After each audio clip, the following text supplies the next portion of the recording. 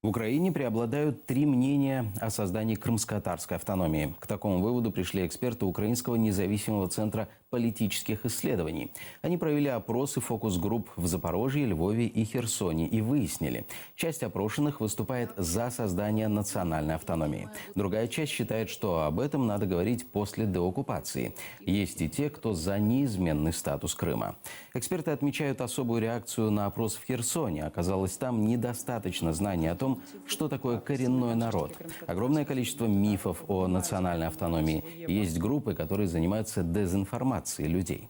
В целом же, отметили эксперты, после аннексии отношение к представителям крымских татар в Украине улучшилось.